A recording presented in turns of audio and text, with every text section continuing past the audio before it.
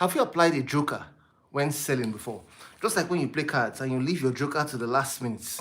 Here in today's video, I'm going to show you how to create a sales joker so that you can be able to move the prospects beyond indecision to making a final buying decision. My name is Iyore. We train thousands of salespeople across several countries: Nigeria, Ghana, USA, UAE, Rwanda. I'm an author of several books and resources on sales, and I've been featured on lots of media platforms to talk about successful selling. I worked on an organization. I was going to target to sell to 20 high net worth individuals. I was able to bring in 21 high net worth individuals to my organization in a single month. I also participated in a sales competition where I won, and I was sent for the World Cup and all expense paid trip. I've moved to another organization where I was able to double my portfolio by 100% in just 11 months. Currently the CEO for Advantage and specializes in Salesforce management.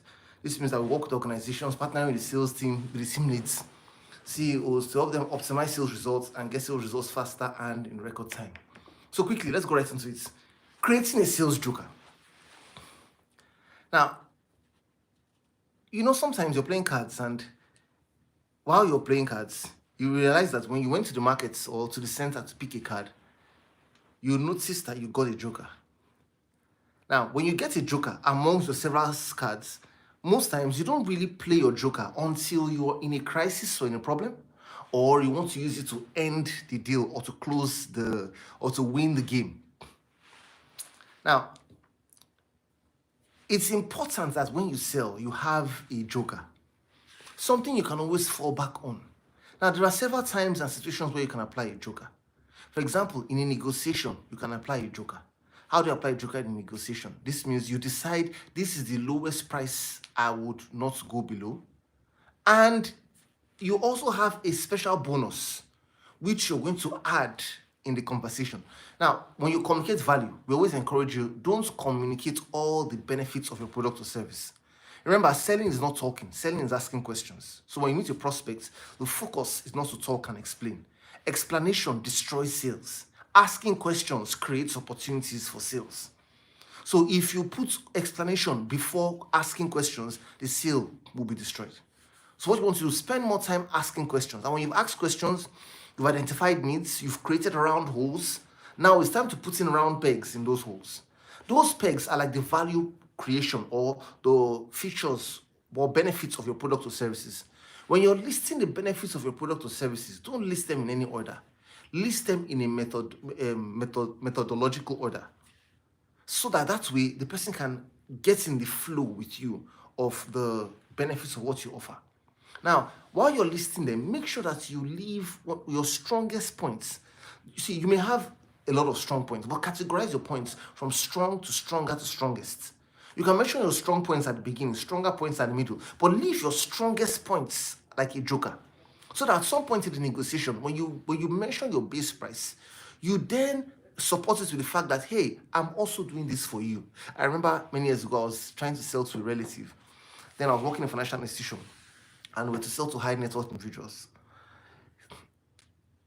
When I went to meet this my relative, and I said, oh, auntie, I work in a bank now. She said, no, I don't have anything to do with banks. I don't want anything to do with banks, please. I don't want anything to do with banks. I said, but this is this product service we're offering. It really fits you. We'll give you this, we'll give you that. I said, you already see, I'm not interested in working in any bank. Do you know that by the time I listed out all these products, all the benefits, and this is how I stumbled on this thing. Our joker, the most significant thing we're offering, somehow I missed it in the conversation. Now, you don't have to miss it. You can do it intentionally now. Now I used it intentionally. But then I just missed it. So by the time I was about leaving, because she didn't want to give me a listening ear.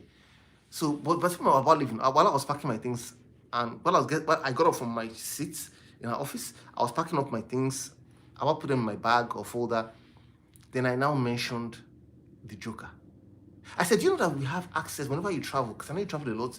Instead of you waiting at the general part of the airport where it's not air conditioned and it's hot, it used to be hot then, not air conditioned and it's hot, we have a special lounge where you have free Wi-Fi, will serve you tea or refreshments. In fact, we wait there and you have a concierge attend to you till your flight is ready. She just said, what? Are you serious? Well, give me the forms, let me sign up. So the point was, that was the joker. At the point where the client was indecisive, I was not even interested, I brought it in. Now imagine if when I started engaging her, that was the first thing I said. She was already, I don't want banks, she had to air that, she had to release that vent first. Then she was empty, in quotes, for me to bring in the solution. So that's how you leave your joker to the last minute. You can also apply the joker when it comes to giving a discount. There are things that you don't bring about in a sales conversation. Don't talk about discounts. Don't talk about payment plans. Sell like there is no discounts. Sell like there's no payment plan. Communicate like there's no discount. Communicate like there's no payment plan. Persuade with everything you have like there's no discount, like there's no payment plan. Then when you notice that the prospect is indecisive, you can now ask, oh, it's a prospect, is price your only concern? Okay, if we do something about the price now, are you going to make a decision or are you going to go ahead now? Just to be sure. So I don't go ahead and do something about the price and at the end of the day, you still are not ready to go ahead. Because I'll put myself on the line with my bosses to do something about the price. And the person says, okay, no problem, you know what? Do something about the price, I'll go ahead now. Then you make available discounts. Then you make available the payment plan. That's like using a joker. And at the end of the day, you move the prospects beyond the chasm to make a final buying decision. Alright, thanks for watching to this video. Thank you so much. I look forward to seeing you in the next video. If you haven't watched this next video, please watch the next video. If you haven't subscribed, please subscribe here. Thank you so much, and I'll talk to you soon.